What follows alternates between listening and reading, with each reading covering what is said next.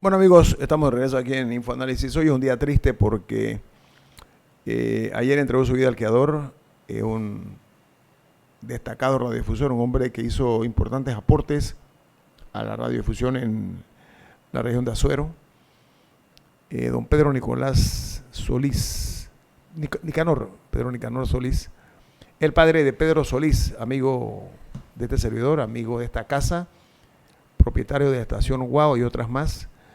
Pedro Solís siguió la línea exitosa de su padre en este negocio. Su padre escribió páginas importantes en la historia de la radio en la región de Azuero, un impulsor de lo que era la buena radio.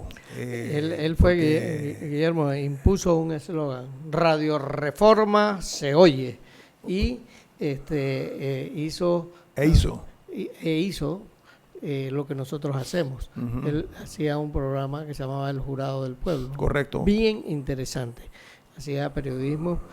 Yo disfruté mucho y hicimos algunos proyectos juntos en radio con Pedro Solís, padre, y también disfruté la firma de los tratados Torrijos-Carter con sí. Pedro Solís Villalaz, que viajó, porque esa vez viajaron todos los radiodifusores del interior de la República, y tengo una buena cantidad de fotos con él en Washington, en la Casa Blanca y en la sede de la OEA. Bueno, el sepelio de don Pedro Solís será mañana martes 2 de febrero a las 4 de la tarde en la ciudad de Chitré, la ciudad donde él forjó un negocio exitoso, un negocio que se hizo sentir y que la opinión pública, no únicamente los chitreanos, sino el resto del país, le queda agradecido por sus aportes a la industria de la radiodifusión. Paz a su alma y a su familia, pues que Dios los proteja.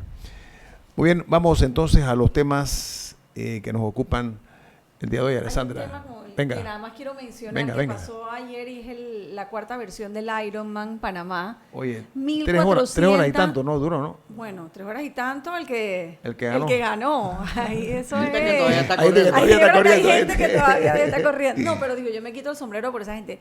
1,400 personas iban a participar según lo que vi en las noticias. 1,000 de ellos extranjeros, 400 panameños. Y ganó un extranjero, ganó un francés, sí, creo que es, ¿no? Yo no estoy segura, voy a revisar. Sí, un europeo, yo sé que es un europeo. Sí, los primeros puestos, pero digo, gente con una trayectoria en este tipo de competencias pero muy grande. Pero sí, panameños ganaron, porque también lo divides por categorías, claro, según las edades, y hay varios panameños que ganaron esas categorías. Carolina de Mentief es una de las que ganó entre las mujeres jóvenes. Y yo creo que hay algo que exaltar allí, ¿no? Mucha gente dedicándose al deporte, y yo creo que eso es positivo, ¿no? Sí, muy bueno eso. Y pone a Panamá también en el ojo de las noticias para los seguidores de este Bueno, y ojalá deporte, fomentemos, ¿no? Eso, así como hemos fomentado el Festival de Jazz, y pronto podemos tener esta cita, como es la cita del maratón de Nueva York. Ajá. Que se ha convertido en una cita fuerza, ¿no? Claro, y que venga gente de afuera. Eso es importante. Sabes que yo insisto en que Panamá necesita mayor cantidad de coliseos deportivos. Necesitamos más canchas en los barrios, en todos los barrios, canchas de fútbol, de esas canchas que son que tienen múltiples, ¿no? Tiene las de varios deportes. Tiene uno de baloncesto, tiene uno de fútbol que a su vez sirve para otras cosas, en fin, canchas para béisbol. Panamá ha ido perdiendo fuerza en el deporte. Gimnasios para los boxeadores. Panamá en una época fue una tierra de campeones mundiales de boxeo. Eso se fue diluyendo, se fue disipando. Fuimos grandes aportadores de la hípica, de jinetes famosísimos a lo largo y ancho de nuestra historia. Hay un Lafit Pincay, Jorge Velázquez creo que se llamaba otro, Braulio Baeza, Manuel Icaza, en fin. Oye, la cantidad de jinetes que generó Panamá, y hoy vemos que la hípica, cómo se ha ido desmejorando por múltiples razones, y ahí hemos perdido también fortalezas, pero en el boxeo, miren ustedes que fue Panamá, se dio a conocer en el mundo del boxeo gracias a figuras como Ismael Laguna primero, después como Roberto Durán, Ernesto El Ñato Marcel, Zapata, en fin. eso se fue diluyendo. En el béisbol nosotros generamos grandes peloteros como Bobby Prescott, como Héctor López, como Rod Carew, como Manuel Sanguillén. En pocas palabras, amigos oyentes de Infoanálisis, hemos creado desafortunadamente un vacío que es imperdonable aquí el deporte, que es precisamente un elemento necesario para que la juventud no se dedique a cosas infames como la droga, etcétera, y al robo y asalto, que miren hacia el deporte como una forma de salir de la pobreza y de darse a conocer y generar riqueza de una forma decente. Yo quiero exhortar, yo quiero llamar la atención al gobierno nacional, al presidente Juan Carlos Varela, que haga un alto y que mire, yo sé que eso no genera votos, presidente, no genera votos políticamente hablando, pero genera tranquilidad y paz social. Nosotros necesitamos aquí más canchas en todo el país, no únicamente, miren, Azuero, don Rubén, su tierra, Veragua, generó también grandes figuras del deporte. Chiriquí, en fin, Colón es una mina generadora de deportistas, y eso se ha ido diluyendo desgraciadamente. Y ayer nos regaló CNN una bella sorpresa. Le hicieron un reportaje a Roberto Mano de Piedra Durán, bellísimo. Se lo hizo la periodista venezolana, creo que es, de CNN. Vino a Panamá, entrevistó a Durán, y Durán regaló una perla. Durán dijo que, porque ella le llamó la atención de cómo apoyaba el gobierno a los atletas en aquella época, que cuando Durán ganó, dice, oye, te mandaron el avión a buscar allá a Montreal y te trajeron acá. Y Durán empezó a echar el cuento de que sí, yo llegué a la presidencia, y Durán dice una anécdota bellísima, que no se sabía en Panamá, dice, yo estaba ahí con el presidente de la República y ya yo... ¿Quién era Lacas, no? ¿Quién era el presidente Lacas, de Lacas? Sí. Demetrio Basilio Lacas. Y dice, presidente, yo me voy para mi casa. Y dice que el presidente le dijo, no, usted se queda aquí y usted duerme aquí.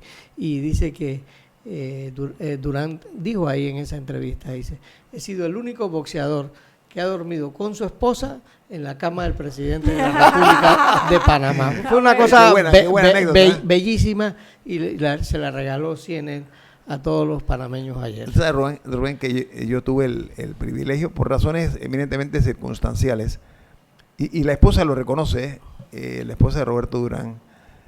Yo vi cuando ese noviazgo comenzó, yo era un estudiante de Lija, recuerdo yo, y Roberto era un peleador, digo, que se le veía futuro, más no lo que llegó a ser, ¿no?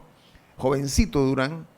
Yo comenzaba en la televisión, fue una mera coincidencia, en RPC Televisión, que quedaba en el edificio Chesterfield, y como Carlos Veleta era el manejador de él, Roberto se la pasaba metido ahí en el canal, ¿no? Entonces ella pasaba, Gómez, que era el Máster Gómez, entonces yo vi ese noviazgo, cómo comenzó, y la verdad, miren ustedes, algo que mucha gente no apostó ni siquiera un centavo. Terminó un matrimonio que hoy día todavía son felices, y sólido, un matrimonio sólido, sí. Y ella, una muchacha blanquita, muy simpática cuando era joven, no es que no lo sé ahora, con los años encima, pero era una muchachita estudiante muy guapa, y las ironías de la vida. Yo me acuerdo que había gente que decía, no, esta muchacha no puede meterse con el boxeador ¿no? Sí. Y mire usted, las cosas de la vida, cómo da vuelta el mundo. Vámonos a cambio comercial. El ganador del Ironman es canadiense. Canadiense. Sanders. ¿Y quién llegó segundo? ¿Un francés? ¿De dónde era? El segundo es que yo escuché que había europeos ahí metidos, ¿no? No, sí, la mayoría son, o sea, hay qué bueno que Panamá se convierta en un foco de atención en esa materia. Más a mi favor todavía, presidente, métale la mano a los... Mire, ese estadio, me tengo que ir para el cambio, pero ese estadio nacional, que era antes el estadio nacional ahí en Curundú, pero sí, pero eso es una maldad. ¿Cómo se fue dejando? Es que aquí hubo una maldad que hizo la democracia. Y vamos a decir la verdad. Aquí se destruyó el gimnasio del Marañón, que fue la cuna donde salieron todos los grandes campeones. Pero igual, y para hacer un mercado del marisco que se pudo haber hecho en otro lugar. Y no, lo primero que debimos hacer fue el reemplazo del gimnasio del Marañón. Y mantenerlo como un museo. Como hacen otros países. ¿Usted sabe cómo se llama eso? De ahí salió Panamá Brown, salieron todos. ¿Me permite dar un nombre a eso, don Rubén? Pero esas son las estupideces que a veces los gobernantes hacen y no se dan cuenta. Ofensas aparte, ¿ah? No, pero eso fue yo estoy de acuerdo. Fue un crimen. Eso fue un crimen. Una cosa, don Rubén, eso se llama enanismo. Sí. Eso se llama cortoplacismo. Sí.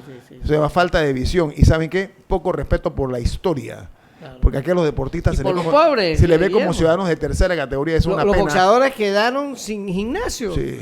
Oye, además que ese Y sé que el amigo... ¿Qué amigo?